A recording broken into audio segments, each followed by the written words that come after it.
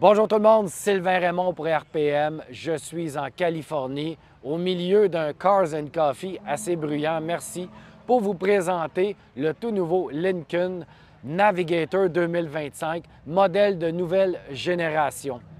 On sait que le véhicule est arrivé au Canada en 1997 sous l'année modèle 98. Ça fait donc près de 30 ans qu'il est en vente chez nous.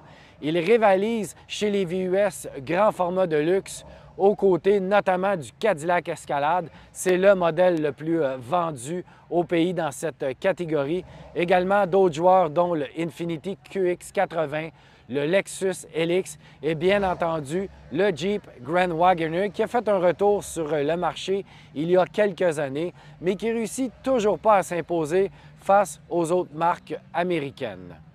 Curieusement, c'est un des rares segments de véhicules de luxe qui a réussi à contenir l'invasion des marques allemandes. Les VUS pleine grandeur, c'est toujours l'affaire des marques américaines. C'est donc tout de même un accomplissement. En fait, c'est l'émule de ce qui se passe du côté des camionnettes pleine grandeur, segment qui est gros, qui est grand et qui est maîtrisé depuis des années par les constructeurs américains.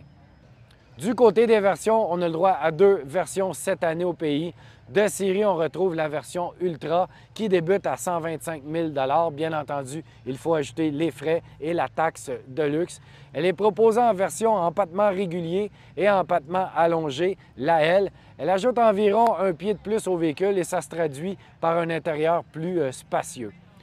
Pour la première fois au pays, on reçoit maintenant la version Black Label qui est au sommet de la gamme, qui, elle, commande un prix de 150 000 $. Elle a le droit à quelques exclusivités, trois thématiques de design extérieur et intérieur et quelques attentions supplémentaires, notamment des lave-auto gratuits et un entretien et un traitement un peu plus VIP lorsque vous décidez d'acheter cette version.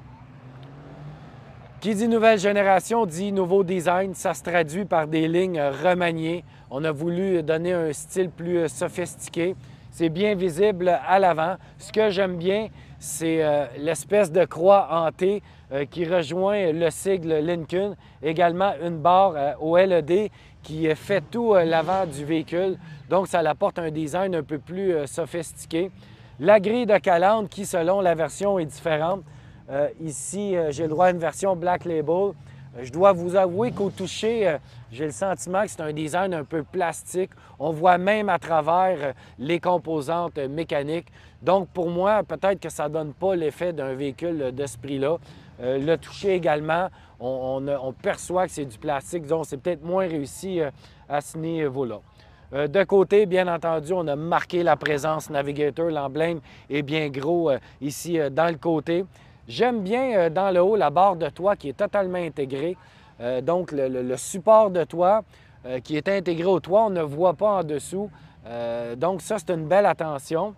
Les roues, je vous dirais de faire attention parce que la plupart des versions Black Label, il faut être prudent, viennent avec des roues de 24 pouces. Sinon, de série, c'est du 22 pouces.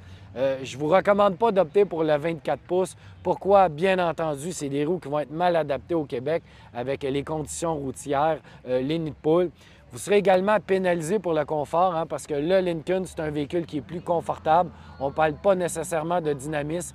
Donc, les roues 24 pouces vont pénaliser un peu le confort. Bien entendu, les frais d'entretien pour remplacer les pneus, également faire l'acquisition de pneus d'hiver, ça va être plus dispendieux. Donc, je vous dirais vraiment de favoriser les roues de 22 pouces. À l'arrière, gros haillons, maintenant en deux parties. C'est ce qu'on retrouve chez BMW, donc la partie supérieure qui roule vers le haut avec une partie inférieure qui se déploie vers le bas. Donc, ça amène un petit peu plus de souplesse à l'utilisation. Lorsqu'on rouvre le haillon, les objets risquent peut-être moins de tomber. On peut également se servir de cette portion-là inférieure pour faire un banc. Lincoln a aussi prévu un système pour positionner des objets.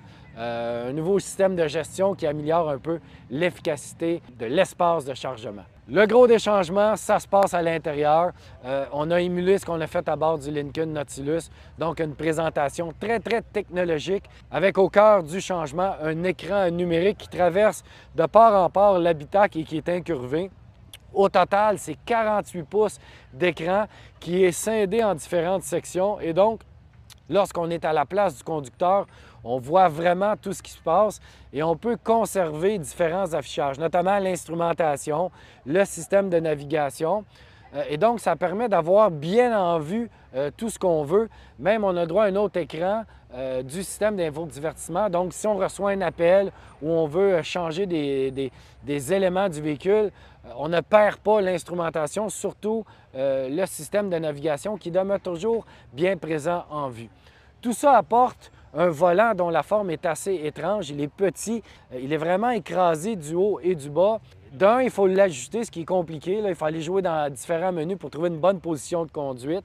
Mais si le style est un peu étrange, c'est parce qu'on a voulu vraiment dégager la vision, non seulement à l'avant, mais également la vision de tout l'écran numérique. Donc, une fois qu'on est bien placé, je vous dirais que c'est assez réussi. Effectivement, on a une bonne vision, mais ça apporte un design intérieur un peu étrange. Moi, je dois dire que le volant ne m'impressionne pas particulièrement avec son design. Bien entendu, niveau de luxe à bord, c'est bien présenté, les cuirs, l'aménagement, la finition. Je vous parlais que la version Black Label a différentes thématiques. On a notamment une thématique invitation atmosphérique. Ça apporte des touches uniques à l'intérieur. Mais vraiment, le cœur du véhicule, c'est cet écran numérique et l'aspect technologique. Je dirais que le Lincoln Navigator est devenu un peu une espèce de gros Lincoln Nautilus. Donc, sous le capot, toujours le valeureux V6 de 3,5 litres turbo. C'est un moteur bien connu. Hein? Il est apparu à bord du Ford F-150 en 2011. C'est le moteur EcoBoost. Il est toujours marié à la même boîte automatique à 10 rapports. Donc, c'est une mécanique qui, bien entendu, n'est pas très économe, surtout si vous remorquez avec le Lincoln Navigator. On nous dit qu'environ 20 des acheteurs vont remorquer avec le véhicule. Donc, bien entendu, si vous travaillez avec le véhicule, la consommation risque d'exploser. C'est quand même une mécanique qui est connue et qui est fiable à ce niveau-là. Donc, c'est une première présentation du véhicule. Je m'en vais prendre le volant pour découvrir ses aptitudes sur la route. Pendant ce temps-là, je vous invite à aller sur le site web de RPM, aller voir la zone véhicule, le Lincoln Navigator, pour voir tout ce qu'on a publié sur le modèle. Rendez-vous sur notre chaîne YouTube, pourquoi pas. Abonnez-vous, ça va vous permettre de suivre RPM au quotidien avec une tonne de contenu.